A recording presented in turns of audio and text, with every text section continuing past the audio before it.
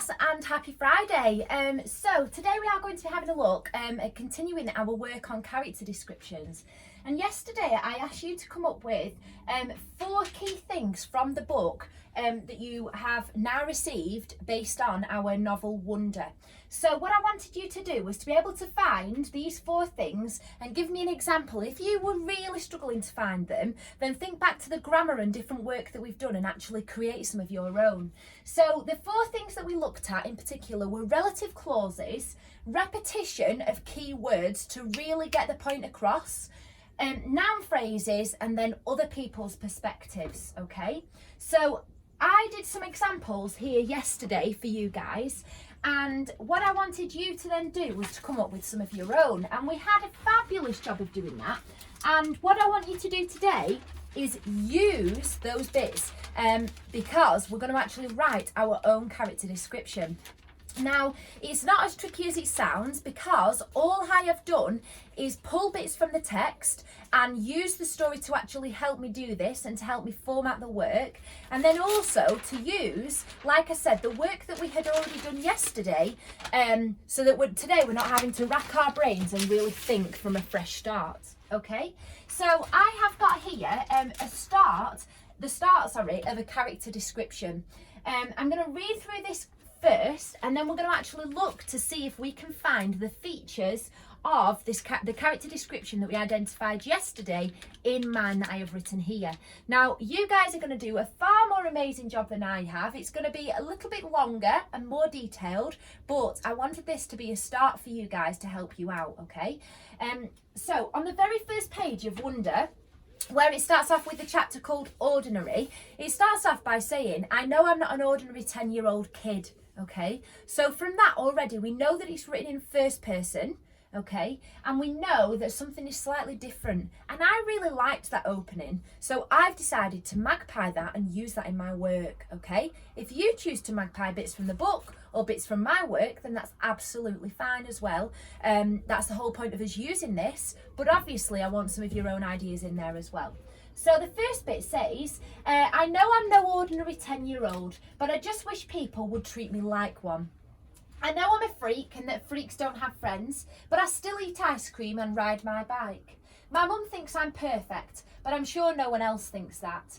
I always hide my face with my large astronaut helmet. It makes me feel normal, I guess. Okay, so it's quite a powerful description, that. The thing that I've noticed once I've written this is actually it's a little bit disorientated. It talks about a background of him, talks about his mum, talks about what he wears, but it doesn't go into too much detail. So what I want you guys to do today is to think about actually adding a bit more detail and making it so that there's a paragraph about him maybe and how he's not ordinary, a bit about his past and his operation that he's had to go through at birth, then a little bit about what other people think about him, so the other characters' perspectives, and then a little bit as well about what he actually looks like, what he might choose to wear to hide his features, that sort of stuff. Okay, so structure it like that. So you can see I included the work yesterday about freaks. I know I'm a freak, and that freaks don't have friends. So all I've done is pull that from the work I did yesterday and put it on here, okay? I've pulled this start from the start of the book because I really liked it and it was powerful. I've made sure that I've talked about what normal kids do. So, but I still eat ice cream and ride my bike. And again, I've pulled that from the book. Now, I made this little bit up. My mum thinks I'm perfect, but I'm not sure no one else thinks that. Again, that's because it's another person's perspective, which is what I want. So what we need to do today is think about finding some of these key things and making sure that we develop our success criteria. So I'm going to tell you the success criteria now. I've just realised we need to write one more. So I'm going to tell you the success criteria, and then before you go off and do your activity of writing your own character description, I actually want you guys to see if you can spot these things, okay? And we'll go through it together. So the first thing is repetition. So there's a couple of bits of repetition in there actually, and like we discussed yesterday, it just really helps to get the point across to the reader. Does repetition, so that's why I included that. It's quite a powerful thing that I want you guys to include.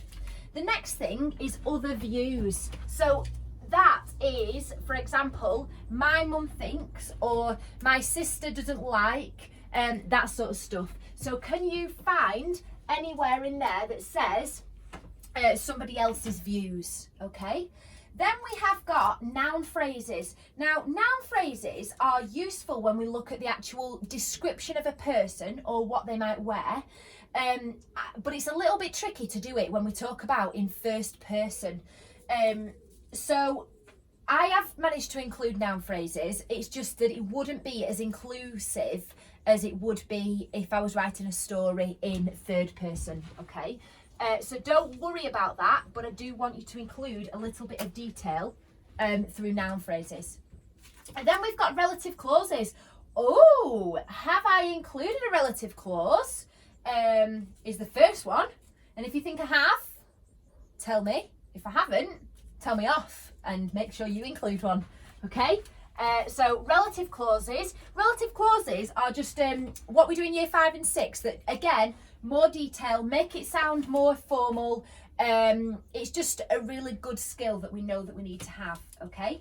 Obviously, if you think, actually now I'm in year 5 and 6, I should be using parenthesis, get some parenthesis in there. You will also see that I've managed to include a hyphenated word and a semicolon. So do you think you could include those things?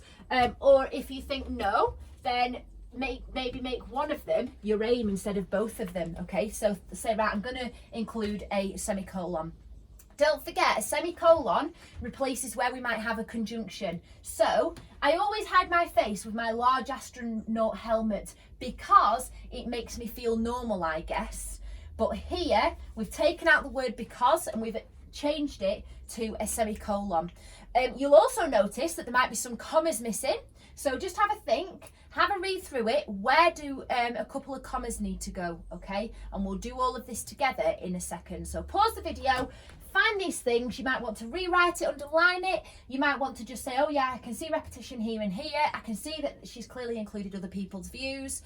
So pause the video, off you go and do that. Well done. Okay, welcome back. So let's see if we can find any of these things and if you manage to find the same things that I did. So we've got repetition, and this is actually in our lesson objective. It's to write a detailed character description which uses repetition. Therefore, I've just realised it's an E, not an I. Therefore, you need to make sure that you include repetition. There's also relative clauses in that lesson objective, so you have to include relative clauses, okay? The other things are just features of a description that you would include anyway. So, I know I'm no ordinary 10-year-old, but I just wish people would treat me like one. I know I'm a freak, so there we can see we've got repetition. I know.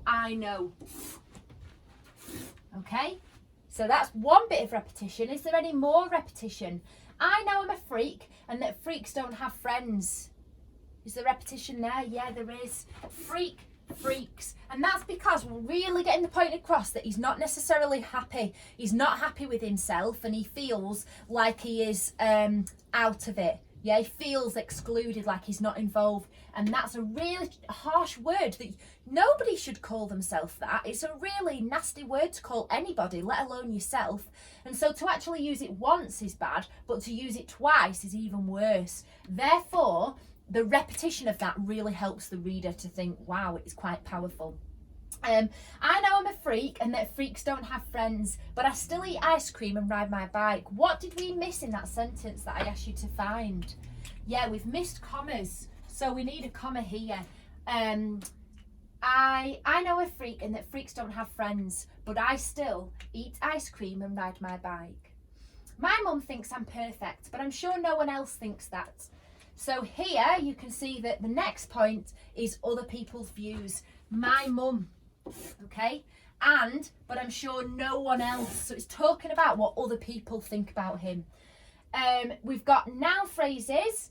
I always hide my face with my large astronaut helmet. We talked about that yesterday, and that was exactly the example that I used in yesterday's work. Again, pull it from yesterday, pull it from the book, put it in a character description. Relative clauses. You might not have been able to spot one because I hadn't included one. I can't believe it because it was in the lesson objectives. So make sure you guys include your relative clause. And then finally, first person. Well, it's all written in first person because it's my, I'm, I. Okay, so that's what it means. It's about myself. So what I want you guys to do, oh, we've talked about the semicolon as well in place of a conjunction. And then I just like, we've also missed a comma here. Well done if you noticed that. And I just like the end bit that says, I guess. It makes me feel normal, I guess. Because actually he doesn't feel normal, but if he has this one thing on his face, then it does make him feel a little bit normal, a little bit more included. So that's why I've added that bit there. It also shows that it's about a 10-year-old kid. Yeah, I guess is very informal, which is what a 10-year-old kid would say. So that's your success criteria. That's your lesson objective on the board and today's date and gap. I look forward to seeing how you get on with these character descriptions. Don't rack your brains too much. Use the book that you've all got. Use the work from yesterday to help you. And it's as simple as that, okay? Good luck, guys.